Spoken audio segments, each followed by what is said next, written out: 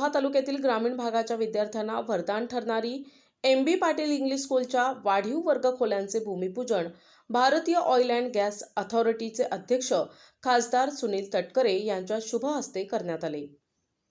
रोहा तालुक्यातील शिक्षण क्षेत्रात ग्रामीण भागातील वरदान ठरलेली मारुती भिक्खू पाटील म्हणजेच एम.बी. पाटील इंग्लिश स्कूलच्या वाढीव वर्गखोल्यांच्या बांधकामासाठी भारतीय ऑइल अँड गॅस अथॉरिटीचे अध्यक्ष खासदार सुनील तटकरे यांच्या खास प्रयत्नातून आणि गेल अथॉरिटी ऑफ इंडिया यांच्या CSR फंडातून 50 लाख रुपये प्राप्त झालेल्या निधीतून होणाऱ्या बांधकामाचे भूमिपूजन खासदार सुनील तटकरे यांच्या शुभ हस्ते आणि अनेक मान्यवरांच्या उपस्थितीत करण्यात आले।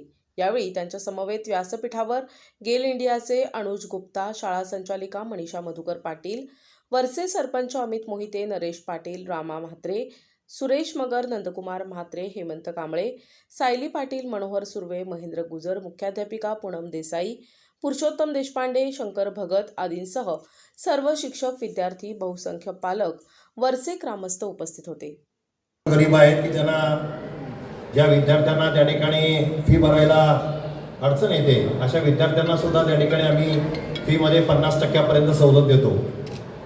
आत्तापर्यंत आम्ही जे विद्यार्थ्यांना शिक्षण दिलेलं आहे त्याच्यामध्ये कित्येक विद्यार्थी आमचे मेडिकल इंजिनिअरिंग फील्डमध्ये त्या ठिकाणी आत्ता शिक्षण घेत आहेत। ज्ञानाच्या स्पर्धेमध्ये आजची जर पिढी टिकवायची असेल, सक्षमपणे त्या ठिकाणी त्यांना घडवायचं जर असेल, तरुणांमध्ये त्या ठिकाणी प्रेरणा निर्माण करायची असेल, तर उच्च दर्जाचं शिक्षण घेत असताना त्यांचा पाया हा मजबूत होणं अत्यंत गरजेचं आहे।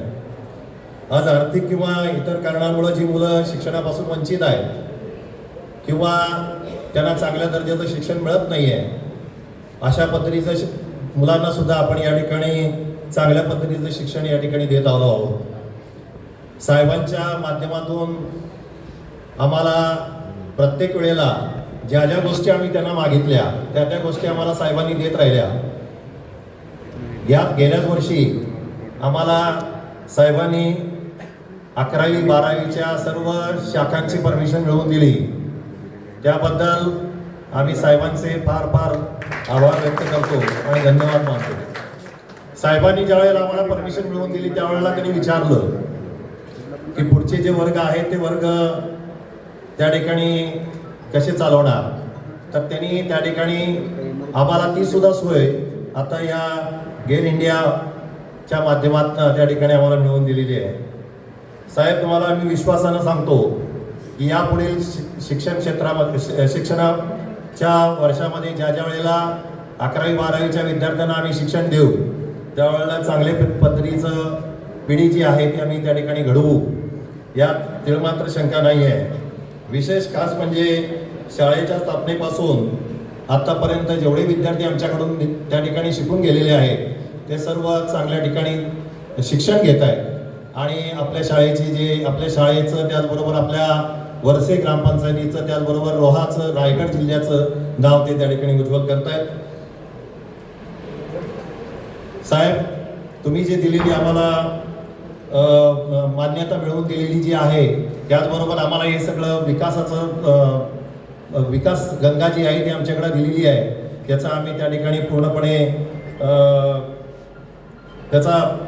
त्या ठिकाणी उपयोग करून पुढील विद्यार्थ्यांना जे शिक्षण देणार आहोत ते चांगले दर्जेदार शिक्षण देऊ अशी तुम्हाला खात्री देतो आणि मी थांबतो। धन्यवाद। सांगत असताना या सगळ्या परिसराच्या शिक्षणाची व्यवस्था झाली पाहिजे, अद्ययावत पहिलीचं शिक्षण परिसरामध्ये मिळालं पाहिजे।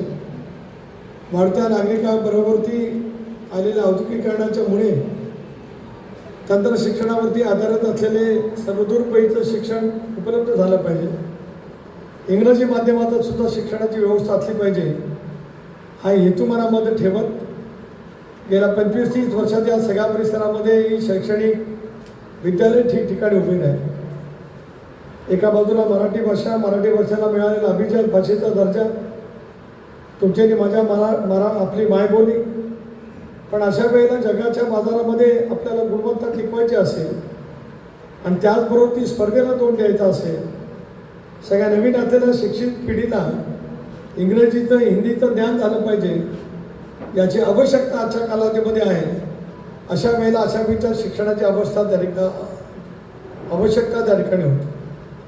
आणि म्हणूनच गेली अनेक वर्ष अतिशय उत्तम पद्धतीचा शैक्षणिक कारभार झाला. यांनाही असं वाटलं की ज्युनियर कॉलेज या ठिकाणी असलं पाहिजे. त्यांनी सांगितलं की ज्युनियर कॉलेजची मान्यता मिळाली. माझ्यापेक्षा नामदार आदितीने याच्यामध्ये प्रयत्न भरपूर केले. कागदपत्रांची पूर्तता करता करता ज्या कालावधीमध्ये हे अर्ज करावे लागतात त्याच्याने आपला कधी फारसा संबंध नसतो. आपल्याला सगळं माहिती असतं की एखादी गोष्ट साहेबावरती आदितीवरती टाकली की आपण अर्ज करण्याची वेळसुद्धा उसरलो तरी चालू शकतं. अशा सगळ्या अडचणीच्या कालावधीमध्ये सुद्धा आपण ती परवानगी मिळवली. आणि मला विश्वास आहे की 10वीपर्यंतचा निकाल ज्या पद्धतीने लागला 100% निकाल लागण्याची परंपरा या विद्यालयाने अतिशय उत्तम पद्धतीने साकारली. आता उद्याचं होणारं कनिष्ठ महाविद्यालयामध्ये सुद्धा त्याचपैकी चांगलं शिक्षण या ठिकाणी मिळेल याच्यात माझ्या मनामध्ये काही शंका काय कारण नाही. पण मी नेहमी जे बोलत आलो उद्या आपल्या सगळ्या परिसरामध्ये ज्यावेळेला दिघे औद्योगिक वसाहती मोठ्या प्रमाणावरती कारखानदारी अधिक वाढेल. धाटावच्या कारखानदारीचा आपल्याला अनुभव फारसा सुखावा नाही. आणि ज्या कालावधीमध्ये कारखानदारी आली 50-60 वर्षापूर्वी त्यावेळेला आपल्याकडे प्रशिक्षित किंवा तंत्रज्ञानावरती आधारित असलेल्या विद्यार्थ्यांची संख्या खूप कमी होती. त्याच्यामुळे आपल्याला प्रकल्पग्रस्तांना भूमिपुत्रांना आवश्यक असणारं स्थान त्या ठिकाणी मिळू शकलं नाही.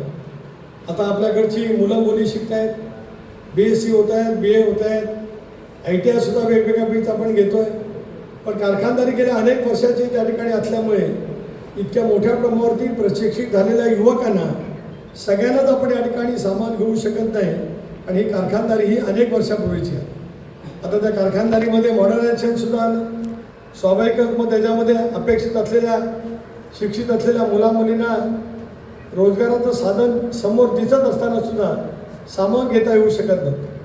आणि म्हणूनच आत्तापासूनच आपण या सगळ्या गोष्टीची जी काय कमतरता राहिली त्याच्यावरती आपल्याला पूर्णपणाचं एक वेगळं सुरू करायचं आहे. म्हणून दिल्ली औद्योगिक वसाहत याची मी एक पहिली प्राथमिक बैठक घेतली. परत 22-23ला लावले. नेमकी काय पद्धतीचे कारखानदारी येणार आहेत याची मुंबईमध्ये माहिती घेणार आहे. प्रतिनिधी नरेश कुशवाहा, NTV न्यूज मराठी, रोहा, रायगड.